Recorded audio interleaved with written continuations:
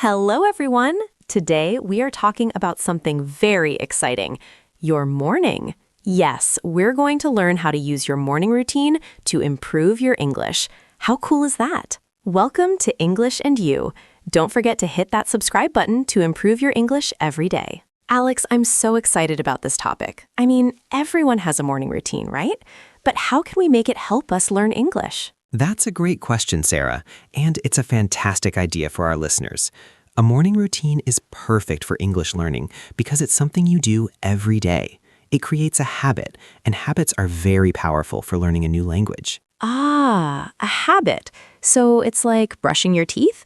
You don't think about it, you just do it. Exactly. Imagine if learning English could be as natural as brushing your teeth. That's the goal. We want to make English a part of your daily life, not just something you do in a class or with a book. That sounds amazing. But I wake up, I'm sleepy, I'm busy. How can I add English to my morning without making it stressful? That's a very important point, Sarah. The key is to start small. Very, very small. Don't try to do too much at once. Even just 5 to 10 minutes of English in the morning can make a huge difference over time. 5 to 10 minutes? That doesn't sound too scary. So where do we start? What's the first thing we can do when we wake up? Well, let's think about what most people do when they wake up. They might get out of bed, stretch, go to the bathroom, maybe make some coffee or tea. These are all great times for passive listening. Passive listening? What is that? Passive listening means you are listening to English, but you are not actively trying to understand every single word. You are letting the sounds of English wash over you. You are getting used to the rhythm, the pronunciation, the speed of English. Oh, so I don't need to understand everything? That takes a lot of pressure off. Exactly. Imagine you're making coffee. You can put on an English podcast, some English news, or even just some English music. You're not sitting down to study. You're just listening while you do something else. So while I'm brushing my teeth, I can listen to an English song? Or while I'm getting dressed? Yes, precisely. Or while you're preparing your breakfast. You can choose something simple, like a podcast for English learners, or even children's stories in English.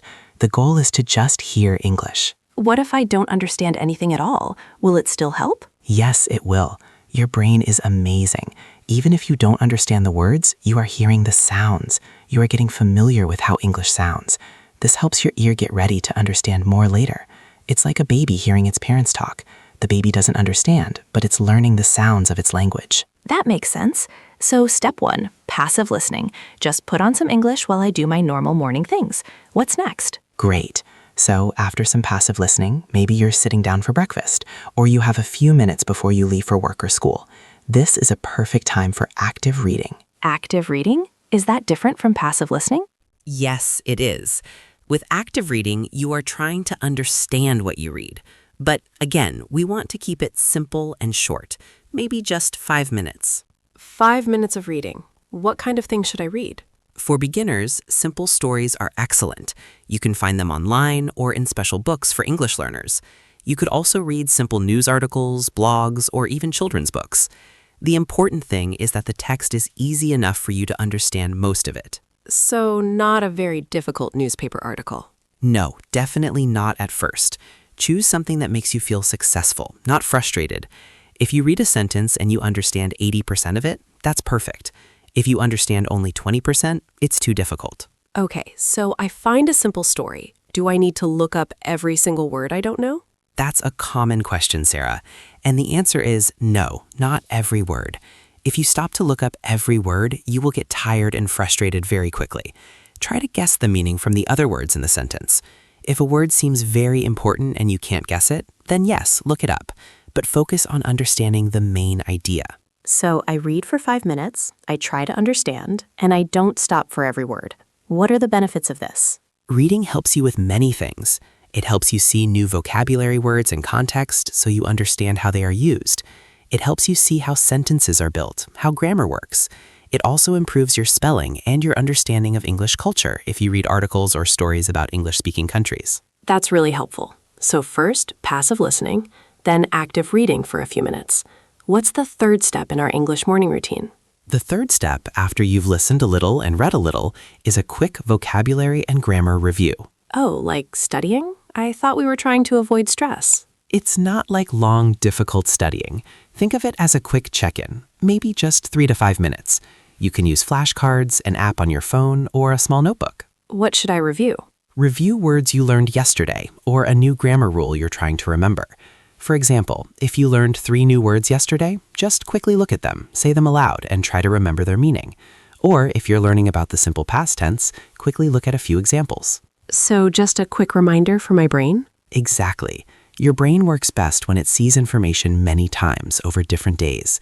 This quick review in the morning helps to move those new words and grammar rules from your short-term memory to your long-term memory. It makes them stick. How many words should I review? Should it be a lot? No, not a lot. Focus on quality, not quantity. Maybe just 3 to 5 words or 1 small grammar point. The goal is to remember them well, not to learn 20 new words and forget them all by lunchtime. That sounds much better. So passive listening, active reading, and a quick vocabulary grammar review. What's next for our English morning? Okay, the 4th step is something many people might find a little unusual at first. It's about speaking to yourself. Speaking to myself? You mean out loud? Yes, out loud, or even just in your head. As you go about your morning, describe what you are doing in English. For example, I am making coffee. I am wearing a blue shirt. I need to go to the shop later. Is that normal? Won't people think I'm crazy if I talk to myself? Well, you can do it quietly to yourself, or even just in your thoughts. Many language learners do this.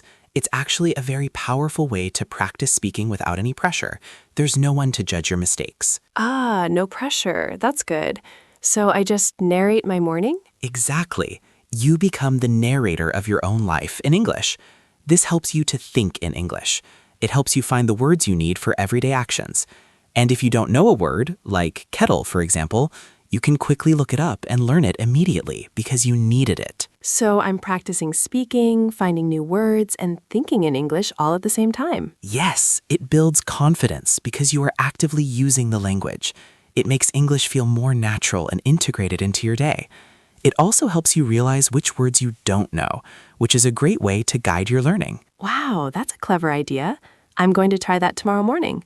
I am pouring milk into my cereal. So what's the 5th step? The 5th step is a short writing exercise. Again, very short, maybe just 1 or 2 sentences. Writing in the morning? What should I write about? You can write about your plans for the day. For example, today I will go to work. I will meet my friend for lunch.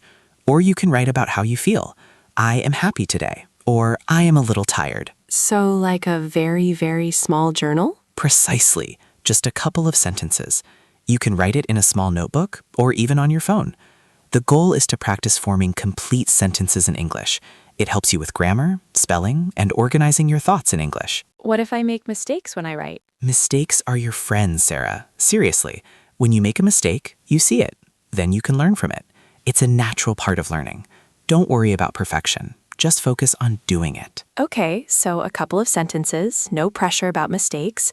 This routine is actually starting to sound quite achievable. What's the last step for our English morning? The final step, Sarah, is to set an English goal for the day. Again, keep it small and achievable. An English goal? What kind of goal? For example, today I will listen to 1 English song. Or today I will try to say thank you in English to someone. Or today I will read 1 short news article in English. So a little English mission for the day. Yes, exactly. It helps to keep English in your mind throughout the day. It gives you a specific, small task to complete. And when you complete it, you feel a sense of accomplishment, which is great for motivation. That's a great idea to keep me motivated. So to recap, Alex, we have passive listening, active reading, vocabulary grammar review, speaking to myself, short writing, and setting a daily English goal. That's 6 things. Yes, it is. But remember, you don't have to do all of them every single day, especially when you start. Maybe you start with just passive listening and reading for a week.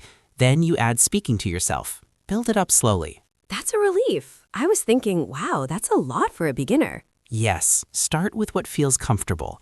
The most important thing is consistency. Doing a little bit every day is much, much better than doing a lot once a week. So consistency is key. What if I miss a day? Should I feel bad? Absolutely not. Don't feel bad. Learning a language is a marathon, not a sprint. If you miss a day, just start again tomorrow.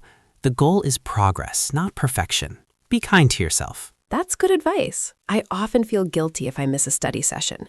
So make it a habit, start small, be consistent, and don't worry about mistakes or missing a day. Exactly. And make it enjoyable. If you hate listening to the news, listen to music. If you hate reading stories, read a blog about your favorite hobby. English learning should be something you look forward to, not a chore. So I can really personalize this routine to fit my life and my interests. 100%. This is your morning routine for your English learning journey. Adjust it to fit your schedule, your energy levels, and what you find interesting. The more you enjoy it, the more likely you are to stick with it. This has been so helpful, Alex. I feel like I can actually start building my English morning routine tomorrow. I hope so, Sarah, and I hope our listeners feel the same way. Remember, even a small step every morning leads to big progress over time. Imagine how much your English will improve in a month or a year if you just dedicate a few minutes each morning. That's really inspiring. Thank you so much, Alex, for all these wonderful tips. I'm ready to make my morning routine work for my English. You're very welcome, Sarah. And to all our listeners, good luck with your morning routines. Yes, and thank you for listening to English and You. We hope this episode helps you start your day with English. If you enjoyed this podcast, please remember to hit that like button, subscribe to our channel for more English lessons, and share it with your friends who are also learning English. See you next time. Bye, everyone.